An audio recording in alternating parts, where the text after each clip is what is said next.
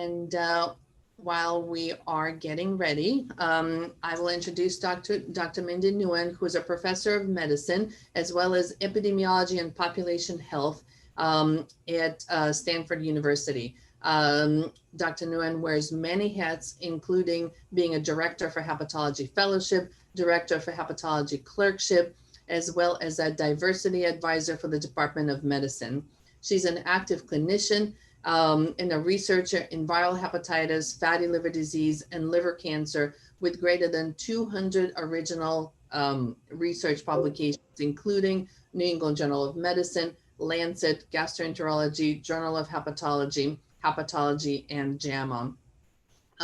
Dr. Nguyen has served as a chair of the Hepatitis B Special Interest Group for the AASLD. Most importantly, Dr. Nguyen has mentored over 130 trainees, anywhere from high school students to PhD level trainees. And without further ado, Dr. Nguyen, we're so excited to hear your presentation on hepatitis B reactivation. Please take it away. Thank you, Marina. Are you seeing my screen? Yes. Okay. Thanks so much, Marina, for the very kind introduction. And I also want to thank NCSGI and the organizers of this meeting for having me talk about this topic, which I really believe is something that is important and relevant in most of our practices. So as I was just going through my weekly journals, as you could see here in the New England Journal Weekly, think you can see that in this few lines, there are already several biologics mentioned here for anything from cholesterol to rheumatoid arthritis problems. And I wanted to just show this headline to remind us that chemotherapy nowadays many times would include a biologic, right, rituximab or something else, in addition to the usual cytotoxic chemotherapy that have been around for decades. And then checkpoint inhibitors. This is now well reported. So in my talk like 2 years ago, I had a question mark on this because it was still emerging, but now I think that we have a good amount of evidence that these immune checkpoint inhibitors that are used in many diseases can certainly cause hepatitis B reactivation. And then everything goes down to cost. This is a nice and timely paper to convince us that universal screening is cost effective. So we all know that risk-based screening for chronic hepatitis, the usual chronic hepatitis, has not worked out very well, and the same for Hep C. And luckily, we have universal screening now for Hep C, not yet for Hep B. In the case of patients undergoing immunosuppressive therapy, instead of like risk-based, like where the patient come from and whether they may have risk of Hep B or exposure to Hep B before, it would be probably simpler to just screen everyone. And this study show us that the ICER is about 42,000 per life year saved, which is well in the acceptable range for our society. And then finally, ASCO. So I think we all know that Hep B reactivation can be lethal, especially in chemotherapy cancer patients, but actually it took a while for ASCO finally have this update that, endorse screening. So while it is not anything new, but I think it's a major step in the right direction. So in the next 18, 19 minutes, I hope to just go over how we define and diagnose Hep B reactivation, how to screen, and just the usual flow in our clinic. Then next is who to treat, and if we do, what to use and for how long. And if we don't treat, who do we monitor and how often, what tests, and how long should we monitor? So according to the AASLD guidelines 2018 here, HBV reactivation is defined as a rise in HBV DNA from baseline of 2 log rise or above. Now, if the patient has a rise in 1 log or 1.5 log, does it mean that there's no problem? No. We have to monitor the patient further before we say that this is not the issue, because things are in evolution for this condition. Or reversion of HBsAg from negative to positive. I also find surface antibody testing is also useful, because one of the early signs we may also see is the disappearance of surface antibody in patients who were previously positive for immunity. And then hepatitis flare is actually different from the HBV reactivation. This requires a biochemical rise of ALT to more than 100 or 3 times baseline for people who came in with already an elevated ALT. So in general, most of the Hep B reactivation is probably subclinical. So unless we monitor the patient prospectively, we probably don't know until the patient come in dying or in liver failure. So it can range from subclinical, and rarely it would become very traumatic, but those are the ones that we probably see in our practice and in our in the hospital. And I think that severe fatal cases are not so uncommon, and the majority of us probably have seen more than just a few. So this is very preventable disease. So in my opinion, this is totally preventable. So nobody should die of this condition if we all screen and monitor the patient appropriately. So who to screen? So as I already kind of preempted with you earlier, I really hope that we would just screen everyone who are immunosuppressed by disease or medication. So, and just remember, it's not just by medication, but also by disease, because some patients who have diseases of the immune system that are immunosuppressed by the disease itself, not just by the medication. And this we can see now in many avenues of our practice, not just in the hem-onc settings anymore or transplant settings anymore, but because of the anti-inflammatory biologics that are being used everywhere in GI, dermatology, rheumatology, we will see this again and again. And then more recently with DAA and HCV co-infection patients. So we should screen at the minimum surface antigen and anti-core, but I also advocate to do surface antibody as well. It is useful in certain conditions. If we monitor patients that we don't treat, then the loss of surface antibody could be an early sign that the next thing we will see is probably a reversion of surface antigen. Or in some cases, patient with surface antibody can tell us that the patient may be at a little bit lower risk for reactivation, but not by much. So surface antibody positive doesn't mean that the patient is off the hook. So the decision to treat or to monitor depends on the risk of the reactivation. And the risk of reactivation depends on two things. One is the HBV scenario, whether the patient is surface antigen positive or only anti-core positive, only isolated anti-core positive, in which case surface antigen is negative, and we also need to check and make sure that DNA is negative as well, because a lot of patients who have outer immune system, the anti-core can be negative, but the surface antigen can be negative, but the DNA may be positive.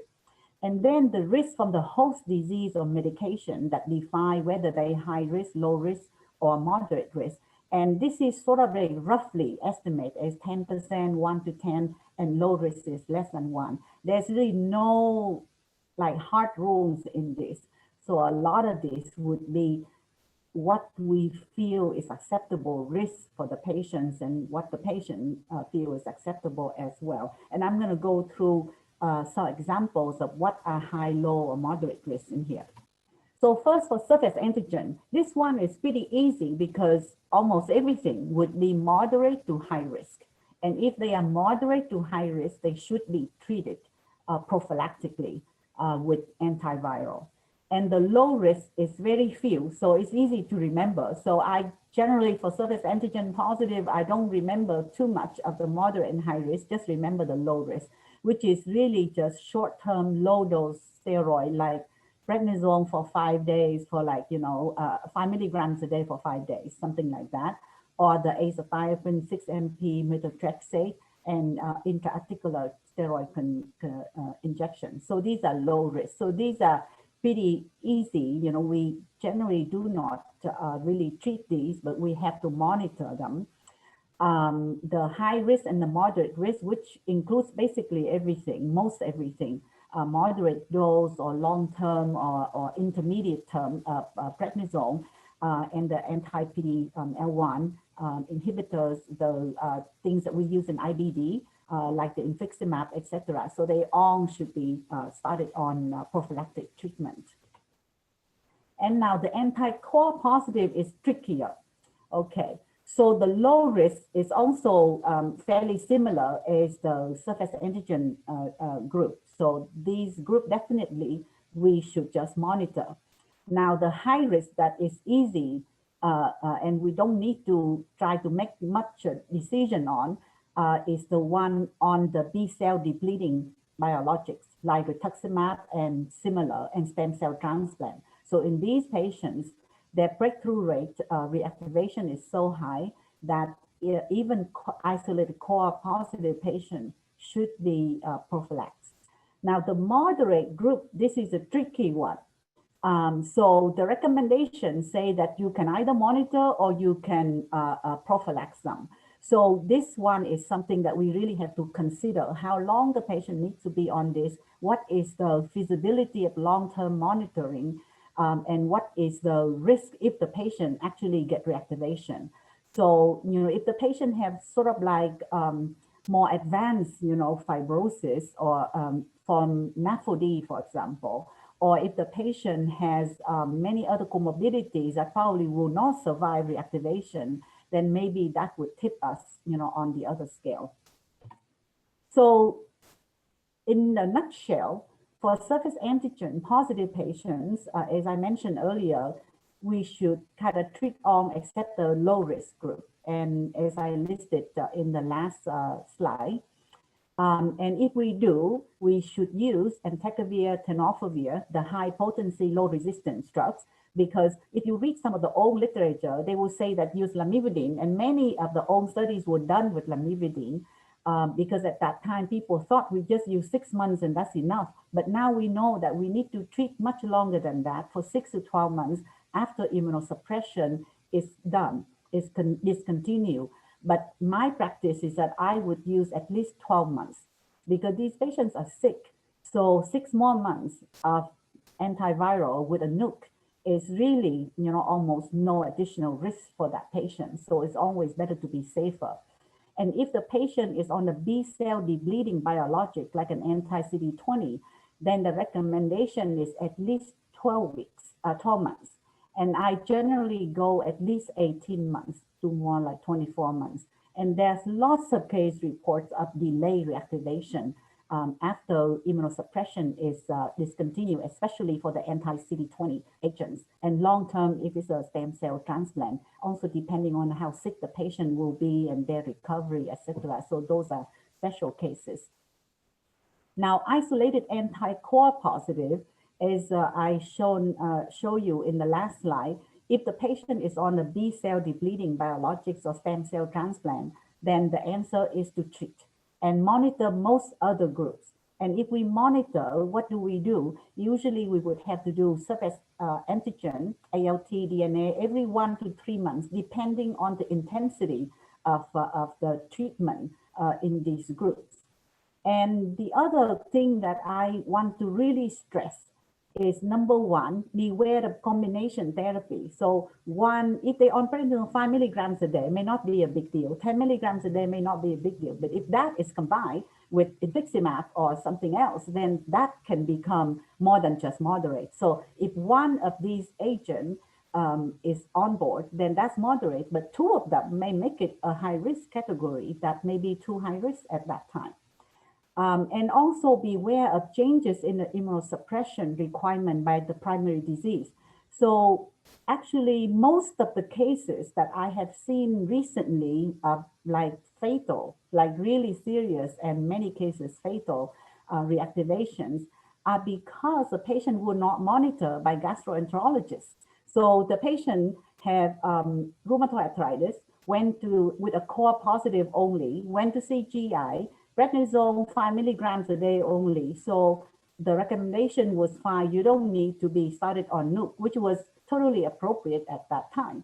But the patient after that, the steroid get increased and then more things get added. But the patient didn't come back to see the gastroenterologist again until the patient was already yellow and too late, basically. Because a lot of time when these already started, even if we started rescue antiviral, a lot of time we still cannot save the patient. So I think that for these cases, we need to really monitor the patient, both by the primary doctor as well as a GI liver specialist, because a lot of time things changes and we need to change our recommendations. And then the other one is the patient's ability to adhere to close monitoring. Is the patient adherent, or the patient have a history of being unreliable? Does the patient live very far away and cannot really go and get blood tests often? So all of these need to be taken into consideration when we make the decision of monitoring only. So let's look at an example here. So we have an anti-core positive only, so surface antigen and DNA negative. And this patient is on 30 milligrams a day of prednisone, which by itself can be considered quote unquote moderate and may be able to be monitored. And infliximab similarly. But if they are on both of these, then that's kind of like a different story. And this patient was having a bad flare of IBD. So the last thing that this patient needs is a Hep B reactivation. So I would treat this patient and monitor it. Now, how about if the patient is only on prednisone 5 milligrams a day? So in these patients, I think that it's reasonable to monitor. And as I already mentioned earlier, if we don't treat the patients, we should monitor, continue to monitor, and keep monitoring. So this is very important. It's very sad to see so many cases when initially the right thing was done, but the patient was not monitored by a GI or hepatologist, someone who knows when the recommendation should be changed, then the patient, reactivated, and the doctor, the primary doctor, and the patient did not inform the GI doctors, which happen all the time in routine practice. So we really need to stay on the case and help the patient and their primary doctor, who could be a dermatologist and may not be familiar with any of these things at all. To just provide some data, to really drill into how often these things can occur. So this is a meta-analysis on anti-core positive only patients. So you can see in here, if there's no rituximab, the reactivation risk is only 2.6%, but with rituximab, it was 6.6%. And if the surface antibody is negative, then that's like 20%, so very high. And there are other meta-analysis in different diseases. So we can see here in lymphoma patients and in a patient with solid tumor, the risk is significant. And bone marrow transplantation, I think that we probably can all appreciate that this is like the most immunosuppressed patients. So these are very high risk patients. So even isolated core positive, we should treat. And my practice is that if I deal with a stem cell transplant patients, I would also use two agents. I would use entecavir and tenofovir, because there's a lot of case reports of breakthrough if we only use one agent. This is just to reiterate that again, rituximab and B-cell depleting agents. And there's so many biologics nowadays. I cannot keep up, of all the different ones used in different diseases that we are not really familiar with. So whenever a patient gets sent to me with a biologic that I have no idea what it is, I just have to look it up and check out what is the mechanisms of action, so that we can try to estimate the risk of that agent. So this pertains to us, GI here, solid organ transplantation like liver transplant, viral co-infection, and inflammatory conditions like in IBD. So I want to go over this a little bit more. Anti-TNF. So the exact mechanism is not really clear, but by blocking the TNF alpha and related cytokines, it is thought that maybe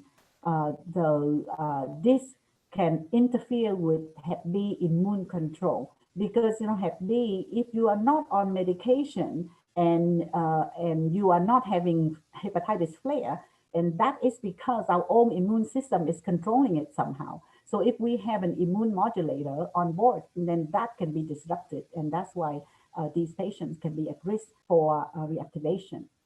So the risk of reactivation here for isolated core is about 3%. That's why it's in the moderate risk category and not the high risk category. But just remember that a lot of these people, when they're on this, they may also be on prednisone. So that's the case, and they may not be moderate anymore, but in fact, high risk.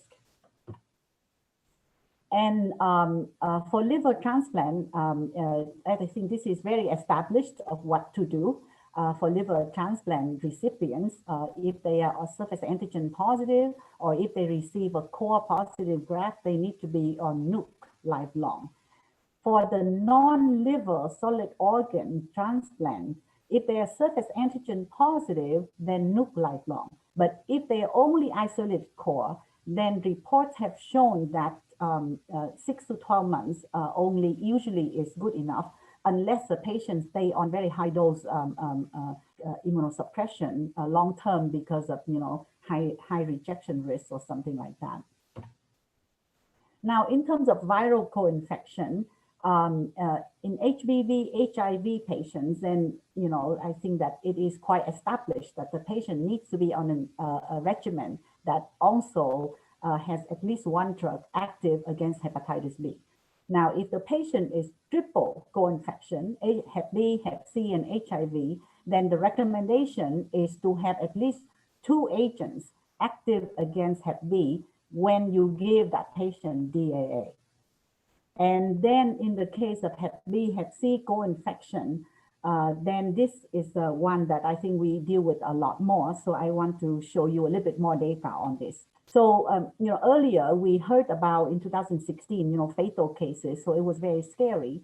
So when Hep B and Hep C are together, then usually one virus will dominate. So we usually do not see millions of Hep B DNA and millions of Hep C RNA. We usually don't see that. We usually see one very high, the other one totally suppressed or very low level.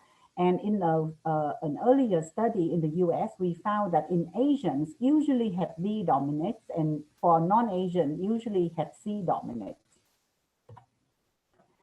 So this is the early reports in 2016 and 2017 that I think many of us probably remember of the hepatitis flare and very high risk, even just core positive patients only. But these were all small studies and case reports. So of course, people don't report when there are nothing exciting. So it's really biased toward, the high prevalence. So these rates are probably overestimated. With interferon, it was about 1.45%.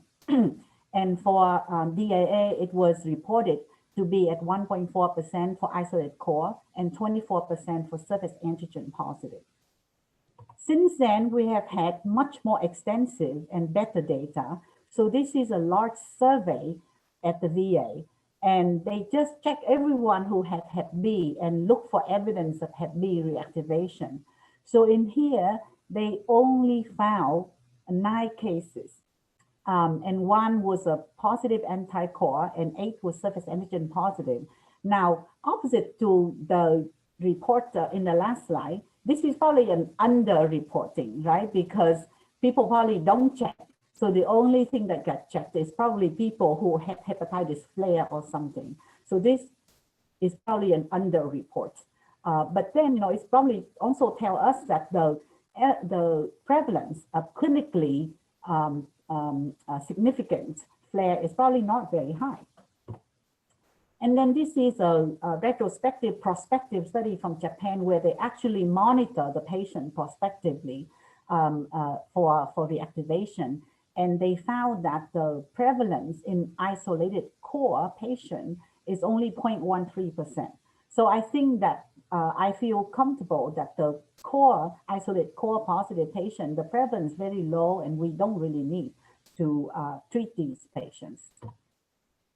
So the AASLD guidelines is actually kind of leave it to us to decide here. So in patients who are core positive only, then we monitor. In the patient who are surface antigen positive, then the guidelines say that if they meet AASLD criteria for treatment, then we treat, of course, so they should be treated regardless of DAA.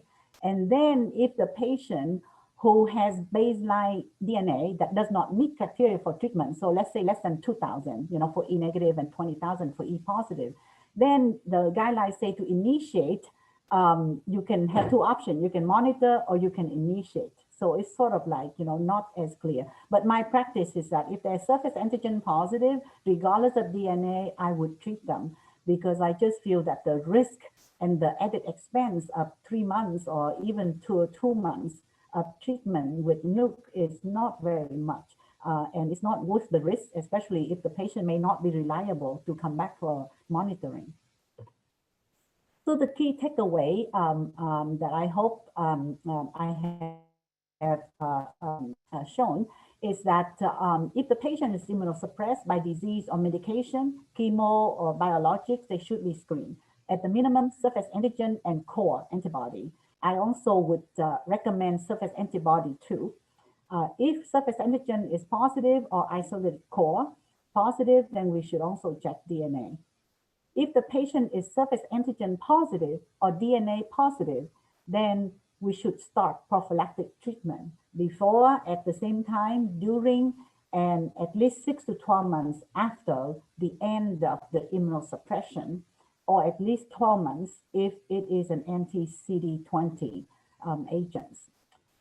The core isolated core positive patient is trickier. If they are stem cell transplant or anti-CD20, then we start as above.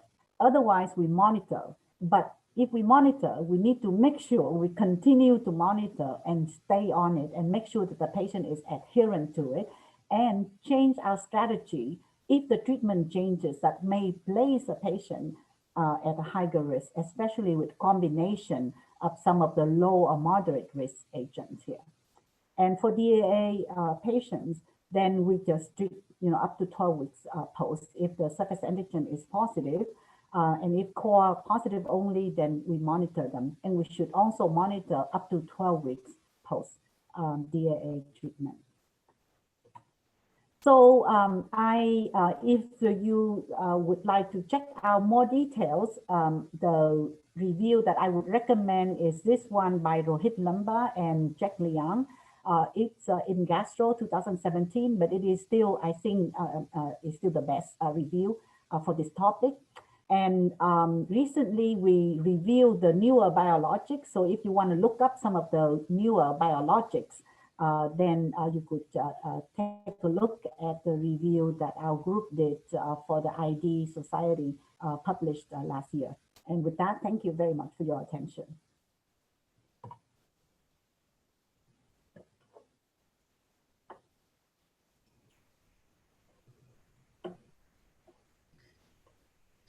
Thank you so much for this informative talk. If anybody has any questions, please go ahead and enter them in the chat box. And Sandeep is keeping an eye on them. I have a question, Dr. Nguyen. What is your approach to the checkpoint inhibitor management in hepatitis B? Yeah, so if there's surface antigen positive from the reports that I have seen, I think that I would prophylax them. If they're core, isolated core, then we would monitor. I would monitor. And the problems that I have had with the isolated core is that if they have chemo, it's actually easy because the chemo course is very clear. They take it for 1 month, 2 months, 3 months. So, and when they're on chemo, they get lapped very often. So no problem. The problem I have more is with people with rheumatoid arthritis or skin condition. These are chronic, they take it forever. So it's not so practical to get them, to ask them to come and get blood tests every month or even every 3 months, So if they are like sort of like high moderate, then I would just, offer them prophylaxis because it's not practical.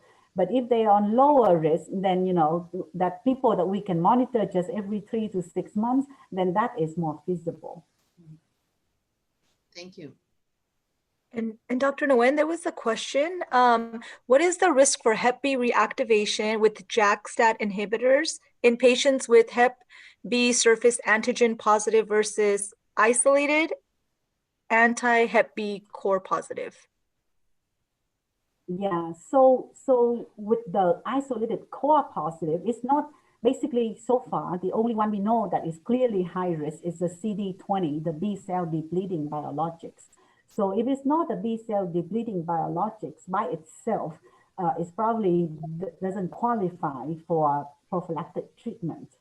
For the for the surface antigen positive, then it's more like in the medium, moderate risk. And in general, I would treat the people in the moderate risk for the surface antigen positive patient because the risk is high. And the treatment, unless it's for chemo treatment that is well defined, but if it's for derm or rheumatology that is forever, then it's not practical to monitor so often for a long time.